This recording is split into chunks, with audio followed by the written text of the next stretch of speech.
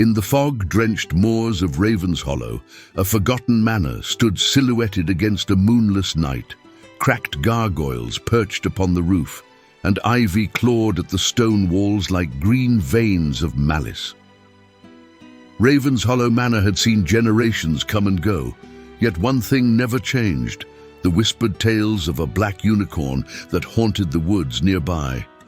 Evangeline Hartley, a young widow of porcelain skin and storm-grey eyes, had inherited the crumbling estate after the untimely demise of her husband. She arrived with little but her mourning veil and a fragile determination to uncover the truth behind her family's cursed legacy. Her late husband had spoken of the black unicorn in half-drunken whispers, warning her never to seek it out. But Evangeline was not the kind to be ruled by fear. One night, unable to sleep, she lit a candelabra and descended the grand staircase, her black gown sweeping the dusty floor. The house groaned as though alive, but she was undeterred. In the library, she unearthed a tome bound in cracked leather, its pages yellowed and brittle. The text spoke of the midnight Mare, a black unicorn bound by a tragic fate. Once a creature of light and purity, it had been cursed by a vengeful sorceress for denying her dark love. The beast now roamed the woods, its obsidian horn a beacon of sorrow, its eyes holding the anguish of centuries. Evangeline was captivated. Something deep within her, a kinship with the black unicorn's torment, drew her to it. She resolved to find the creature, no matter the warnings etched in every word of the ancient text. On the third night, as a storm loomed and lightning raked the sky, Evangeline donned her heaviest cloak and ventured into the woods. The gnarled trees seemed to close around her, their branches like skeletal fingers. The air was thick with the scent of damp earth and something metallic, something wrong. And then she saw it. The black unicorn stood in a clearing bathed in spectral light, its black coat shimmering with an almost unnatural sheen. Its horn gleamed like polished onyx, and its eyes, oh, its eyes, held galaxies of anguish, each swirl of silver and violet a testament to its suffering. Evangeline froze, her breath caught in her throat. The black unicorn turned to her, and she felt the weight of its gaze pierce her very soul. It was no mere beast, but a creature forged from despair itself. "I know your pain," she whispered, her voice trembling but resolute. "I know what it is to be trapped by sorrow." The black unicorn lowered its head, its horn aimed at her heart. For a moment she thought it might charge, might end her there beneath the storm-torn sky. But instead, it stepped closer, each movement fluid and deliberate. Its horn brushed her chest, and a cold so profound it felt like death itself surged through her veins. She fell to her knees, tears spilling down her face, though she did not know why.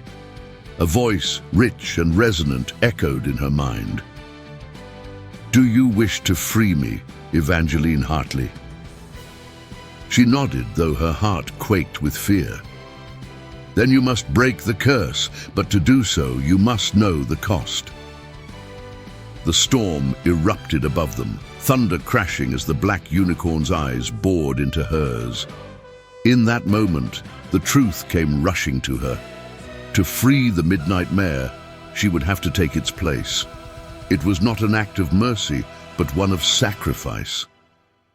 "I will do it," she said, her voice steady despite the tears. "I will bear your burden." The black unicorn reared back, and its horn plunged into her chest. There was no pain, only a rush of light, darkness, and the sound of 1,000 whispers. When she opened her eyes, she was no longer Evangeline Hartley. Her flesh had dissolved into shadow, her heart replaced with a void of infinite sadness. She was the black unicorn now, her midnight coat shimmering, her sorrow eternal. In the clearing, the figure of a man stood. He was spectral, translucent, and familiar. Her husband. "I waited for you," he said, his voice carrying the weight of lifetimes. And so, Evangeline roamed the woods of Ravenshollow, bound to her new form, her story joining the whispers that would haunt the manor for generations to come. But in her heart, or what remained of it, she carried a glimmer of hope that one day someone might take her place and end the cycle of despair. Until then, she was the Midnight Mare, a gothic shadow haunting the moors, her horn a beacon for the broken-hearted. Through the fog and the shadows, she strides so alone. A mare of midnight, her heart turned to stone. Moves on the cobbles, they echo despair. A phantom of darkness, the black unicorn fair.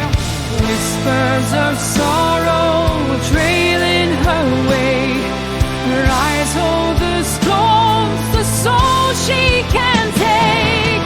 Oh, midnight mare, through the night you roam, seeking the truth in a world not your own. Bound to the darkness, lost and unfair, forever forgotten, the midnight mare.